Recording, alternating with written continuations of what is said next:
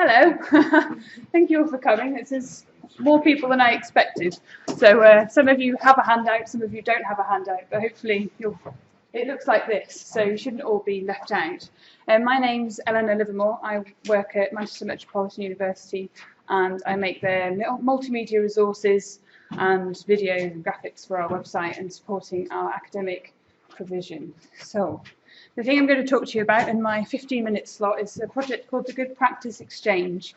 It is, very briefly, it's recording good practice from all of our different faculties. We've got 8 faculties covering a broad range. We're a really big university.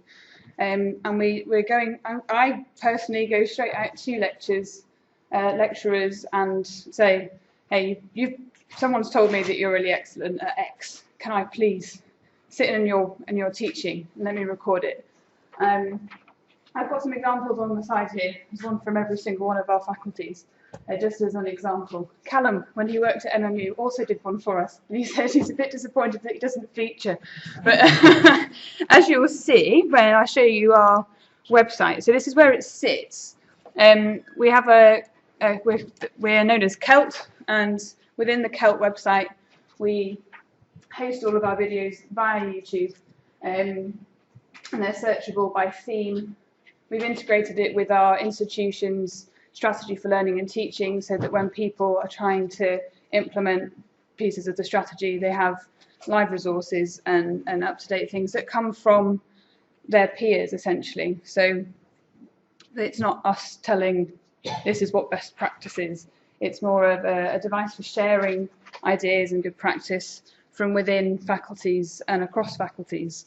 I'm not going to go into all of the bits here because you can read, so I won't bore you with the details. But I wanted to suggest you do is if you go to this website on any one of your numerous devices, and maybe in pairs pick one of the films to watch. It could be of any of your interests. So under learning environment, we've got technology enhanced learning, which I'm sure many of you will be interested in, but there's all sorts of other ones there. I just wanted to spend 5 minutes of the 15 looking at any one of your choice. Is that all right? Yeah? So the website itself is this one up here. So it's www.celt.mmu.ac.uk/good_practice. And if you have a QR code scanner, it's also on the handout. So the project itself has been going for just over 1 year, and there's over 50 videos now, and it's constantly growing. It's one of the projects that I keep going after my original post was extended in the Centre for Excellence in Learning and Teaching. It's where I can, I always try and get student perspectives on the aspect of teaching. So he likes it so much, I'll keep going. So I always try and capture the student perspective because I think that's really important as well. And actually, I've recently started separating out the student experience from the academic who's talking about their teaching, because academics really like to watch the students first, actually. Because when I separated it out, I've noticed that people watching students, they watch that video more than they watch the original video. And quite often they watch that and then they go back to the academic talking. It's almost like they need to. It validates what, and really often when I'm working with academics and they're sort of saying, this is my practice and this is embarrassing now, I feel like I'm taking credit for this, or people quite often are a bit shy to admit that they have good practice, and they all really actually are very keen for their students to give their perspective, so it's not just them blowing their own trumpet, which can be the case. They feel like they can be doing that sometimes with the good practice. The reason why we chose video as opposed to just written case studies is because it does bring it alive. I think it makes it more engaging. In all of them, where possible, not always possible, it features video interview with a member of staff or multiple members of staff, and footage from someone's teaching. And different from lecture capture, which is usually just from one perspective, I work my way around the room. I'm getting snapshots of students working, them teaching, how that interaction is happening, which I don't necessarily think you get from just the one static shot. So in a way, it's indirect capture of teaching. In a way, it's not just recording content, because I very rarely include the content of the lecturer of what they're actually saying. It's more to inform and give ideas to other academic members of staff. And yes, now, because we're going to a short amount of time, have you got any questions? I was just wondering if with the text-based case studies, you kept a track of what the usage was, and whether you're recording what the usage is of the videos and whether there's any difference. I suspect often we don't really record the kind of hits to text documents in quite so either.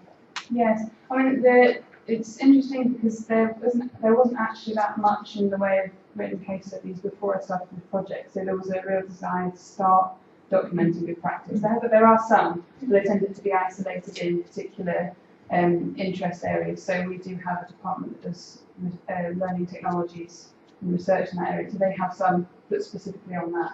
But teaching more generally, we didn't really have anything at all. So I can't really make that comparison. But it's an interesting point, yeah. I'm just wondering whether you're tracking your work at all to see what the impact is. So it is, have you had a greater uptake of certain things because of these videos and the good practice exchange, or are you not seeing a trend? This is something that I'm working on at the moment. So one thing I am doing is tracking how people are using them. So some of our academic developers are using them in their courses now as examples, as case studies or stories to bounce off discussion. So in that way, they're being used as course material, and those people are already enrolled in that way. And also following up with academics who've actually featured in them and in these videos, because it does do quite a lot for people's feeling and their reputation, if you like. They feel like it represents them well, and the impact on them in certain circumstances has been quite good. They've gone on to do collaborations with other people based on the fact that they focused on this and someone's noticed it and gone on to do it. It's a little bit hard to keep track of, and that's what I'm trying to figure out at the moment, is how can I evaluate the effectiveness and the impact in real world terms. But I am collecting these things for how people are using them. So people are using them in seminars and presentations as examples of their work or their colleagues' work. So it's being disseminated in that way. Well, I've got a question behind first. Yeah, I mean, I was interested in impact too, but it leads me to the question about how open this is. I mean, it sounds like this is open, at least to other academics at MMU. Is it open to the rest of the world?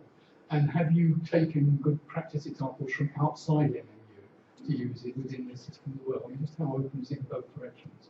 Well, I started off with a brief of just working within MMU, but none of these are closed off in any way. So apart from the fact that you probably wouldn't search for the website if you weren't in MMU, it is perfectly open. There's nothing stopping people watching it. It's on our YouTube channel, so you can access it all from there. So it's open in that sense. That would be quite intimidating for some academics being videoed to know that they're open to the whole world. Yeah. Well, quite a lot of people do that. Obviously, academics do move on to other institutions as well. But I think I've not actually done any work with people from external institutions. And that is actually something I'd quite like to do, is to see what other institutions are doing to capture their good practice in this way or different ways, and maybe bring it in as examples. Yeah, I was just interested in the process of approaching staff and getting staff involved and wanting to do it, and exactly how that works. Because you said, for example, I heard you did a really good thing with this, but how do you hear that? So what's the actual process from sort of right at the beginning? How did you get it out there? Well, mainly it's a variety of things. It's networking. It's going to different themed events where other people might have invited speakers. They mention the project they're working on. They think it's quite low key, and I pick up on it there. Quite often it comes from colleagues. When I go out to the faculty and say I worked with Rod Cullen, who's here today, and he goes, "Oh, by the way, Cullen's really great." So a lot of word of mouth. So a lot of it is word of mouth, and not very much of it is very formal actually, and I think it was too formal. We do actually have a form on the website that is that invites people to contribute, but I've never ever had someone come to me and say, "Hey, I've got great practice, come and video me." It doesn't happen. But whereas if you approach someone and say, "Hey, this person that knows you thinks that this is really worth capturing," then quite often respond really positively.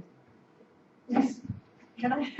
I think the personal connection makes a huge difference. I work with Ellie in the same department. So, for example, last week I went to support a lecture in one of our faculties where we discussed assessment and feedback stuff, and he was sharing with me his practice. And I thought, this is really good. I mean, I'll put you in touch with Ellie. And while I was there, I emailed actually Ellie. I'm not lying. I emailed Ellie and said, David, you need to see David for a video because he does great stuff. And that builds confidence in these people because often they're overwhelmed with workload, they have loads to do, and if you recognize a bit that they're doing really well and highlight that and share that with others, it's a powerful motivator for them, I have found, to do more and better. And Ellie has found, loads of the people she has interviewed and does the films come back for more. And it sounds like you don't take too much of their time, is that right? You don't take up lots of their time, because a lot of the time the resistance would be, oh, I just don't have time to get involved and to do that. But it sounds like you kind of almost do most of the work.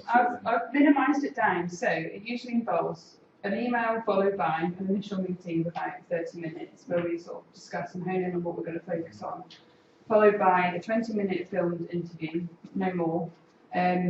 Sometimes it can be a little bit more if you're dealing with multiple people because they tend to chat more, and that's my worst nightmare.